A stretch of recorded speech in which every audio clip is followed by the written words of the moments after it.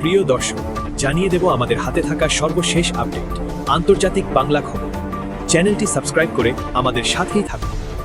Hormuz প্রণালীকে মার্কিন ভূখণ্ড দেখিয়ে মানচিত্র প্রকাশ ট্রাম্পের। ইরানের সঙ্গে চলমান সংঘাতের মধ্যেই কৌশলগতভাবে গুরুত্বপূর্ণ হরমুজ প্রণালীকে আবারও যুক্তরাষ্ট্রের ভূখণ্ড বলে দাবি করেছেন মার্কিন প্রেসিডেন্ট ডোনাল্ড ট্রাম্প। রোববার 23 আগস্ট নিজের সামাজিক যোগাযোগ মাধ্যম ট্রুথ সোশ্যালে মানচিত্রটি প্রকাশ করেন তিনি। এতে হরমুজ প্রণালীকে ঘিরে সেটিকে যুক্তরাষ্ট্রের নতুন ভূখণ্ড হিসেবে চিহ্নিত করা হয়েছে। এর আগে গত 18 আগস্টও একই ধরনের একটি মানচিত্র প্রকাশ করেছিলেন ট্রাম্প। হরমুজ প্রণালীকে যুক্তরাষ্ট্রের ভূখণ্ড হিসেবে ঘোষণার কথা তিনি প্রথম বলেন 15 আগস্ট নিউ ইয়র্কে এক সমাবেশে। সেদিন ট্রাম্প বলেছিলেন, ইরানকে পরাজিত করার পর খুব শীঘ্রই তিনি হরমুজ প্রণালীকে যুক্তরাষ্ট্রের একটি ভূখণ্ড হিসেবে ঘোষণা করবেন। হরমুজ নিয়ে ইরানের নিয়ন্ত্রণের দাবি। বিশ্বের অন্যতম গুরুত্বপূর্ণ জ্বালানি পরিবহন পথ হরমুজ প্রণালী। যুদ্ধ শুরুর আগে বিশ্বের প্রায় 1/5 তেল ও তরলীকৃত প্রাকৃতিক গ্যাসের রপ্তানি এই জলপথ দিয়ে হতো। তবে ইরান বর্তমানে প্রণালীটির উপর নিয়ন্ত্রণ প্রতিষ্ঠার দাবি করেছে। দেশটির পক্ষ থেকে জানানো হয়েছে, এই জলপথ দিয়ে চলাচল করতে হলে জাহাজগুলোকে ইরানের অনুমতি নিতে হবে এবং নির্ধারিত ফি দিতে হবে। অন্যদিকে ট্রাম্প দাবি করেছেন, হরমুজ প্রণালীর ওপর যুক্তরাষ্ট্রের পূর্ণ নিয়ন্ত্রণ রয়েছে। এদিকে ইরান জানিয়েছে, যুক্তরাষ্ট্র তার প্রতিশ্রুতি পূরণ করে আচরণ পরিবর্তন না করা পর্যন্ত হরমুজ প্রণালী খুলবে না। শনিবার ইরানের সর্বোচ্চ জাতীয় নিরাপত্তা পরিষদের প্রধান মোহসেন রেজাই রাষ্ট্রীয় টেলিভিশনে বলেন, যুক্তরাষ্ট্র তার আচরণ সংশোধন না করা পর্যন্ত হরমুজ প্রণালী বন্ধ থাকবে।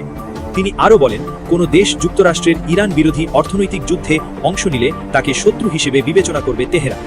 যুক্তরাষ্ট্রের আরোপিত অর্থনৈতিক নিষেধাজ্ঞায় কোনো দেশ অংশ নিলে তাদের স্বার্থে আঘাত করা হবে বলেও সতর্ক করেন রেজাই।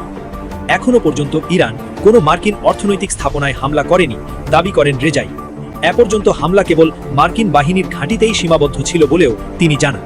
তবে যুক্তরাষ্ট্র যদি ইরানের উপর অর্থনৈতিক নিষেধাজ্ঞা আরোপ করে, তাহলে দেশটির তেল ও অর্থনৈতিক প্রতিষ্ঠানগুলো হামলার লক্ষ্যবস্তু হতে পারে বলে হুঁশিয়ার করেন রেজাই। ট্রাম্প এমন কোনো পদক্ষেপ নিলে দুই দেশের সংঘাত আরও ভয়াবহ রূপ নেবে উল্লেখ করে রেজাই বলেন, তখন সংঘাতের মাত্রা ভূমিকম্পের মতো হতে পারে। এদিকে এবার হামলা হলে জবাব হবে আরও বড় পরিসরে, ইরানের হুঁশিয়ারি। ইরানের ওপর যে কোনো হামলার জবাব আগের চেয়ে আরও বড় পরিসরে দেওয়া হবে বলে হুঁশিয়ারি দিয়েছেন দেশটির সেনাবাহিনীর মুখপাত্র ব্রিগেডিয়ার জেনারেল মোহাম্মদ আকরাম মিয়া।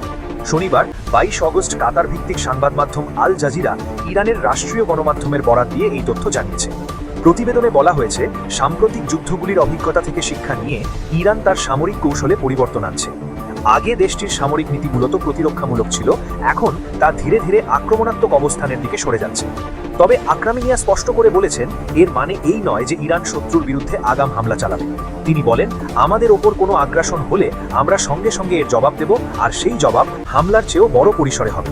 তিনি জানান, আগের লড়াইয়ে ক্ষতিগ্রস্ত সামরিক ব্যবস্থা মেরামত করা হয়েছে এবং নতুন কিছু সামরিক সরঞ্জাম বাহিনীতে যোগ করা হয়েছে। শত্রু আবার কোনো ভুল হিসাব করলে আগের চেয়েও ভয়াবহ জবাব দেওয়ার জন্য আমরা প্রস্তুতি নিচ্ছি, বলেন তিনি। সামরিক বাহিনীর নেতৃত্ব কাঠামোয় সাম্প্রতিক পরিবর্তনের লক্ষ্য দ্রুত সিদ্ধান্ত নেওয়া এবং আরও দ্রুত সামরিক প্রতিক্রিয়া জানানো বলেও জানান তিনি। তিনি বলেন, যুদ্ধবিরতি ও সাময়িক নীরবতার সময়ও ইরান কোনো মুহূর্ত নষ্ট করেনি, কারণ আমরা শত্রুকে মোটেও বিশ্বাস করি না। এছাড়া তিনি বলেন, যুদ্ধের পর হরমুজ প্রণালী ইরানের পররাষ্ট্রনীতির লক্ষ্য অর্জনে গুরুত্বপূর্ণ ভূরাজনৈতিক প্রভাব অর্জন করেছে। একই সাথে সৌদি আরব, তুরস্ক ও পাকিস্তানের সাম্প্রতিক প্রতিরক্ষা সহযোগিতাকে তিনি মধ্যপ্রাচ্যে যুক্তরাষ্ট্রের প্রভাব কমে যাওয়ার ইঙ্গিত হিসেবে উল্লেখ করেন। সবশেষ জানিয়ে দেব, ইরানকে ফাঁকি দিয়ে তেল রফতানির নতুন কৌশল যুক্তরাষ্ট্র ও মিত্রদের। ইরান যুদ্ধের দীর্ঘস্থায়ী প্রভাবে বিশ্বের তেল সরবরাহে বড় ধরনের অনিশ্চয়তা তৈরি হলেও মধ্যপ্রাচ্যের তেল উৎপাদক দেশগুলো নতুন কৌশলে সেই সংকট সামাল দেওয়ার চেষ্টা করছে। যুক্তরাষ্ট্রের সামরিক সহায়তায় সৌদি আরব, কুয়েত, কাতার ও সংযুক্ত আরব আমিরাতের তেল কোম্পানিগুলো এখন জাহাজের অবস্থান শনাক্তকারী ট্রান্সপন্ডার বন্ধ করে রাতের আধারে যুক্তরাষ্ট্রের সামরিক পাহারায় হরমুজ প্রণালী পার করে তেল সরিয়ে নিচ্ছে। এই কৌশলে বাণিজ্যিক জাহাজগুলো সরাসরি ইরানি হামলার ঝুঁকি না নিয়ে পারস্য উপসাগর থেকে হরমুজ প্রণালী পেরিয়ে ওমান উপসাগরে পৌঁছাচ্ছে। সেখানে অপেক্ষমান ক্রেতাদের ট্যাঙ্কারে তেল স্থানান্তর করে দেওয়া হচ্ছে। এরপর খালি জাহাজগুলো আবার হরমুজ প্রণালী পেরিয়ে পারস্য উপসাগরে ফিরে যাচ্ছে। তেল পরিবহনের এই গোপন বা ডার্ক ট্রানজিট ব্যবস্থা একদিকে ইরানের উপর চাপ বাড়াচ্ছে, অন্যদিকে বিশ্ববাজারে তেলের সরবরাহ পুরোপুরি ভেঙে পড়া ঠেকাতে সাময়িকভাবে গুরুত্বপূর্ণ ভূমিকা রাখছে। এই কৌশলের একটি উদাহরণ গ্রিক মালিকানাধীন বিশাল তেলবাহী জাহাজ কিকু। গত 25 জুলাই কাতারের মেসাইদ তেল রফতানি টার্মিনালে নোঙর করে জাহাজটি। দোহার প্রায় 25 মাইল দক্ষিণে অবস্থিত বিশাল এই বন্দরে 30টি জাহাজ নোঙরের ব্যবস্থা রয়েছে। 4 দিন পর অপরিশোধিত তেল নিয়ে কিকু হরমুজ প্রণালী অতিক্রম করে পারস্য উপসাগরে প্রবেশ করে। 1000 ফুটেরও বেশি দীর্ঘ ভেরি লার্জ ক্রু ক্যারিয়ার শ্রেণীর এই জাহাজ ঘন্টায় প্রায় 13 নটিক্যাল মাইল গতিতে চলছিল। কিন্তু 31 জুলাই দুপুর 2টোর কিছু পর দুবারি উপকূলের কাছে হঠাৎ জাহাজটির সংকেত অদৃশ্য হয়ে যায়। কিকুর AIS অর্থাৎ অটোমেটিক আইডেন্টিফিকেশন সিস্টেম ট্রান্সপন্ডার বন্ধ করে দেওয়া হয়। এই যন্ত্র সাধারণত জাহাজের পরিচয়, গতি, গতিপথ ও অবস্থান সম্পর্কে তথ্য সম্প্রচার করে। ফলে বিশ্বজুড়ে জাহাজ চলাচল পর্যবেক্ষণকারী ট্র্যাকিং সেবাগুলোর কাছে কিকু যেন হঠাৎ করেই অদৃশ্য হয়ে যায়। পরদিন 1 আগস্ট সকাল 10টার দিকে আবার কিকুর সংকেত পাওয়া যায়, তবে এবার সেটি হরমুজ প্রণালীর অন্য পাশে। এই পুরো প্রক্রিয়াটি বর্তমানে মধ্যপ্রাচ্যের তেল পরিবহন খাতে ব্যবহৃত নতুন কৌশলের অংশ। ট্রান্সপন্ডার বন্ধ করে রাতের আধারে মার্কিন সামরিক পাহারায় হরমুজ প্রণালী অতিক্রম করা। লক্ষ্য হল ইরানি ড্রোন হামলা এড়িয়ে তেল নিরাপদে সরিয়ে নেওয়া। এর আগে কিকুকে লক্ষ্য করে ইরানি একটি ড্রোন হামলাও হয়েছিল বলে প্রতিবেদনে উল্লেখ করা হয়েছে, যদিও সেই হামলার বিস্ফোরণ ঘটেনি। যুক্তরাষ্ট্রের জ্বালানি বিভাগের তথ্যানুযায়ী বর্তমানে হরমুজ প্রণালী দিয়ে প্রতিদিন গড়ে 8 লক্ষ থেকে 9 লক্ষ ব্যারেল তেল পরিবহন হচ্ছে। পরিমাণটি অত্যন্ত গুরুত্বপূর্ণ, কারণ জাহাজের ট্রান্সপন্ডার থেকে পাওয়া তথ্যের উপর নির্ভর করে ওয়াল স্ট্রিটের তেল বিশ্লেষক ও কেপলারের মতো শিপিং ট্র্যাকিং প্রতিষ্ঠানগুলো যে পরিমাণ তেল পরিবহনের হিসাব দেয়, এর তুলনায় প্রকৃত সরবরাহ প্রায় দ্বিগুণ হতে পারে। অর্থাৎ ট্রান্সপন্ডার বন্ধ করে চলাচল করা জাহাজগুলোর কারণে এতদিন তেল পরিবহনের প্রকৃত চিত্র পুরোপুরি ধরা পড়ছিল না। কাতার, সৌদি আরব, কুয়েত ও সংযুক্ত আরব আমিরাতের তেল কোম্পানিগুলো এখন নিজেদের তেল পরিবহনের জন্য ট্যাঙ্কার ভাড়া করছে। যুক্তরাষ্ট্রের নৌবাহিনীর সহায়তায় এসব জাহাজ পারস্য উপসাগর থেকে হরমুজ প্রণালী পেরিয়ে ওমান উপসাগরে যাচ্ছে। সেখানে ক্রেতাদের মালিকানাধীন অপেক্ষমান ট্যাঙ্কারে অপরিশোধিত তেল স্থানান্তর করা হচ্ছে।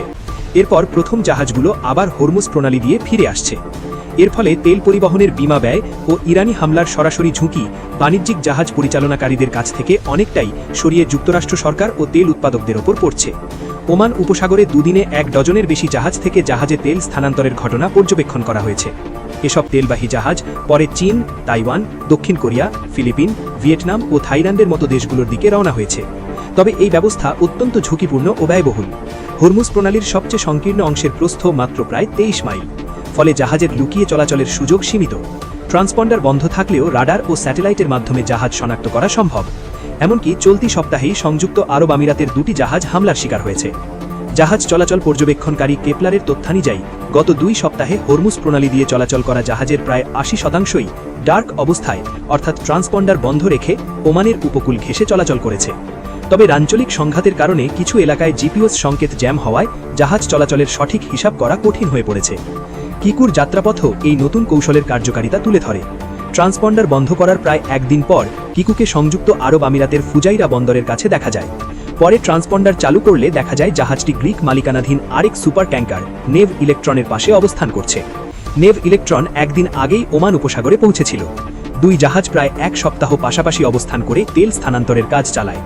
8 আগস্ট তারা আলাদা হয়ে যায়। এরপর তেল বোঝাই নেভ ইলেকট্রন ওমান উপসাগর ছেড়ে আরব সাগরের দিকে যায়। এর গন্তব্য ছিল চীনের নিঙ্গো। অন্যদিকে কিকু ফুজাইরা বন্দরেই অবস্থান করে।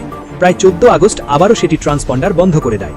পরের দিন বিকেল 4টের কিছু আগে জাহাজটির সংকেত আবার দেখা যায়। তখন সেটি পারস্য উপসাগরের দিকে কাতারের পথে এগোচ্ছিল। সৌদি আরবের বিকল্প পথ। হরমুজ প্রণালীকে পাশ কাটাতে শুধু ডার্ক ট্রানজিট নয়, তেল পরিবহনের বিকল্প পথও ব্যবহার করছে মধ্যপ্রাচ্যের দেশগুলো। সবচেয়ে বড় উদাহরণ সৌদি আরব। দেশটি প্রতিদিন প্রায় 5 লক্ষ ব্যারেল তেল, যা সাধারণত পারস্য উপসাগরে অপেক্ষমান ট্যাঙ্কারে তোলা হতো, এখন পূর্ব পশ্চিম পাইপলাইনের মাধ্যমে লোহিত সাগরের ইয়ানবু বন্দরে পাঠাচ্ছে। এছাড়া মধ্যপ্রাচ্যের অন্যান্য তেল উৎপাদক দেশও প্রতিদিন আরও প্রায় 20 লক্ষ ব্যারেল তেল হরমুজ প্রণালী এড়িয়ে অন্য পথে সরিয়ে নিচ্ছে।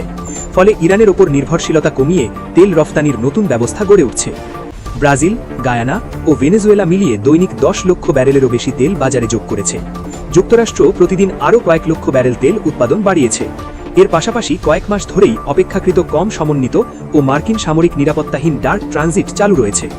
যুক্তরাষ্ট্র তাদের কৌশলগত মজুদ থেকে 40 কোটি ব্যারেল জরুরি তেল বাজারে ছেড়েছে। এতে তাদের স্ট্র্যাটেজিক পেট্রোলিয়াম রিজার্ভ বা কৌশলগত তেল মজুদ ব্যাপকভাবে কমে গেছে। চীনও তাদের বিশাল তেল মজুদের উপর নির্ভর করছে। একই সময়ে চীন অপরিশোধিত তেল আমদানিও উল্লেখযোগ্যভাবে কমিয়েছে।